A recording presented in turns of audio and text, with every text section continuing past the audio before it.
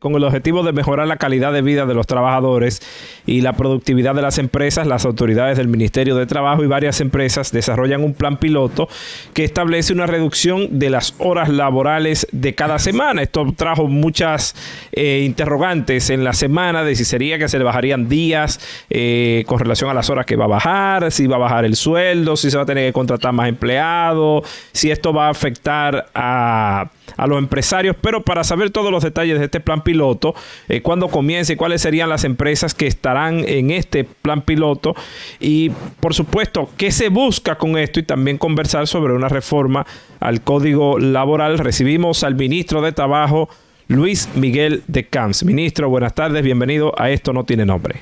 Muy buenas tardes, muchísimas gracias. Bueno, y buenas noches a los que están de noche. Así es. Gracias por invitarnos. Roberto, un placer saludarte, Ariel también, a todos los demás amigos. Un honor y a las órdenes. Gracias, muy amable. Bueno, Ariel ponía el tema sobre el tapete. Creo que buscaremos también una oportunidad para hablar de política, para no desaprovechar su presencia como titular del Partido Revolucionario Social Demócrata, el Partido del Toro, fundado por su padre. Ayer casualmente lo recordaba en una conversación con Milagro Germán y hablaba del último debate presidencial que se había hecho y que era digno e importante recordarlo en estos tiempos, porque Atuey enfermo en el año 2016, Ángel, convocado por Ángel, con un cáncer que le aquejaba, acudió al debate. El único que se ausentó fue Danilo Medina. Y Atuey fue, nunca se me olvida, estaba Luis Miguel allí, que Atuey se mantuvo de pie en un podio que se había creado para todos y lo único que probaba era Gatorade para mantenerse firme allí. Y ahí hacía una reflexión de la importancia del debate y lo lamentable que el candidato oficialista en ese momento, Danilo Medina, no asistiera. Por eso es bueno recordarlo en estos tiempos de elecciones, pero en estos tiempos en el que el debate es importante para aportar ideas, no para ofender a nadie en lo personal, ni enrostrarle a nadie nada en el plano personal, sino en el plano político y el de las ideas. Y eso fue un abanderado Atuey de Camps, que Dios lo tenga en gloria. Pero nada, una puntualización, porque siempre me emociona hablar de ese momento. Luis Miguel, hablemos un poquito de este proyecto de ley. Lo anunciaron la semana pasada. ¿Cómo se conforma? ¿Cómo se idea? ¿Cómo es viable? ¿Cómo va a utilizarse? ¿En qué empresas? ¿Cómo se van a escoger? ¿Aplica para todas? Hay empresas que trabajan 24/7, las telefónicas. Hay instituciones también del Estado como los hospitales, el 911. ¿Cómo eso funcionaría en un proyecto de empresas que reducen la cantidad de días laborables, no así la cantidad de horas, y esa dinámica del personal? A veces es personal muy especializado. ¿Cómo sería? Muchísimas gracias nuevamente por esta oportunidad. Saludos por allá a los que se encuentran lejos y saludos por aquí a todos los que nos encontramos cerca. Gracias, Roberto, por tus palabras en el momento anterior, recordando esos elementos y pues con esa característica que tú describías y esas enseñanzas, pues hemos estado produciendo cada vez pues más iniciativas, todas dirigidas a profundizar las buenas relaciones sociales en las relaciones entre trabajadores y empleadores y crear mecanismos de mayor profundización y mejoras. En el caso que nos ocupa, pues la semana pasada dimos a conocer que en unas cuantas semanas se estaría iniciando un programa piloto voluntario de la semana laboral reducida. Efectivamente, es una situación que se ha comenzado a ver en distintas partes del mundo, en donde no necesariamente sean trasladables de manera exactamente igual en todos los países, pero justamente es eso lo que se trata. Hacer un piloto voluntario para levantar información y determinar cuál es la realidad de ese tipo de programas en la República Dominicana. Y me permito brevemente compartir lo siguiente. Antes de que existieran los días de descanso del fin de semana, las normativas de eso, antes que eso se estableciera, pues no existía el descanso semanal. El descanso semanal se construyó posterior al establecimiento de la jornada de 8 horas. De hecho, fue una empresa, en el caso de los Estados Unidos, que propuso unos días de descanso de 2 días, de 48 horas, es decir, una semana laboral de 40 horas. En los Estados Unidos, nada más y nada menos que Henry Ford, de la empresa automovilística Ford Motor Company, bajo el argumento de que un personal con descanso iba a poder tener mayores niveles de productividad, además de producir una mayor empatía y mejor acercamiento entre trabajadores y empleadores. Y eso dio al traste en muchos países, pues con el establecimiento de los máximos de horas laborables por semana. En el caso de la República Dominicana, la semana laboral es de 44 horas. Y hemos visto que luego de la pandemia, y a propósito de la nueva realidad y el futuro del trabajo, cada vez es más importante lo que se conoce como el salario emocional. Es decir, las características que la posición de empleo tiene, que permite que las personas, los trabajadores, puedan complementar su labor productiva con otras labores complementarias pero fundamentales en la vida. Además del hecho de que cobra más énfasis los esfuerzos de la conciliación de la vida laboral y la vida familiar. En vista de todo eso, y habiendo visto que en algunos países se desarrollaron algunos pilotos para determinar la efectividad o no de esos mecanismos, decidimos durante los últimos meses del año pasado trabajar en la construcción de lo que pudiera ser un piloto voluntario para determinar si en la República Dominicana estos mecanismos tienen asidero, así como también determinar en qué tipo de trabajos pudiera funcionar.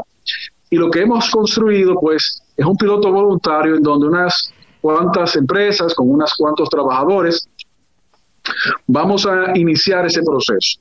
Este proceso no solamente incluye a los trabajadores y a las empresas y al Ministerio de Trabajo, sino que, como el objetivo es levantar información que nos supla el conocimiento para la construcción de políticas públicas en materia de calidad de empleo, nos hemos asociado con la Universidad Católica Madre y Maestra para que ésta nos sirva en la recolección y análisis de datos.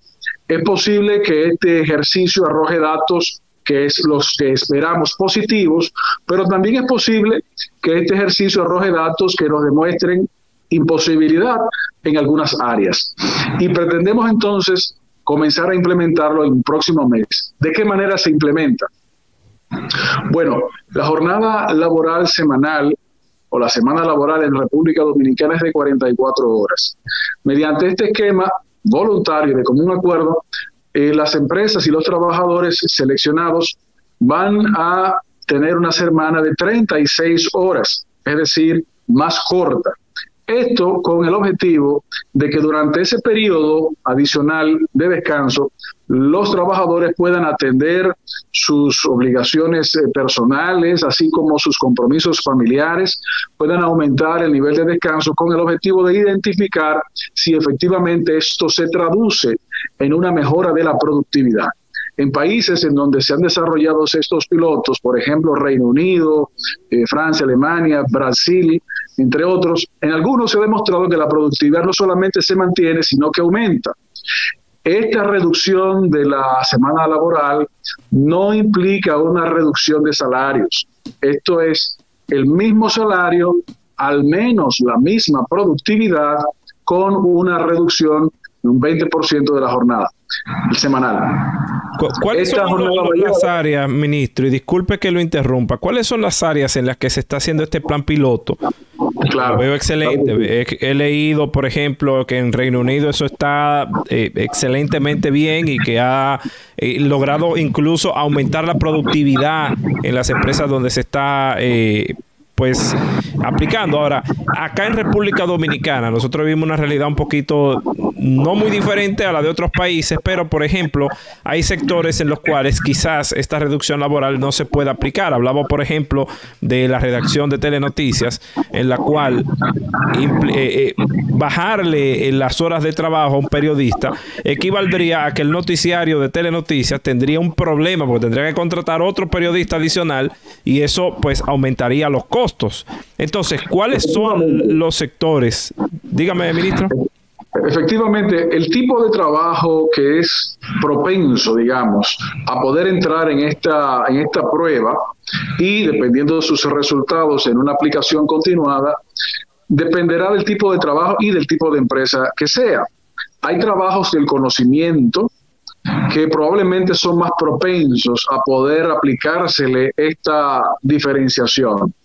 Pero hay trabajos de producción continua, probablemente el que usted describe se parezca más a estos últimos, en donde no es viable este mecanismo. Es por esto que los tipos de trabajo en los diferentes tipos de empresas son seleccionados voluntariamente, así como los trabajadores mismos, porque hay tipos de trabajo que están atados a unos resultados, y los resultados no necesariamente son horas por horas, sino antes de tal o cual fecha, o deben cumplir con tales obligaciones y producir tales reuniones antes de tal o cual fecha. Probablemente ese tipo de trabajo, que repito, son también trabajos del conocimiento, sean más propensos.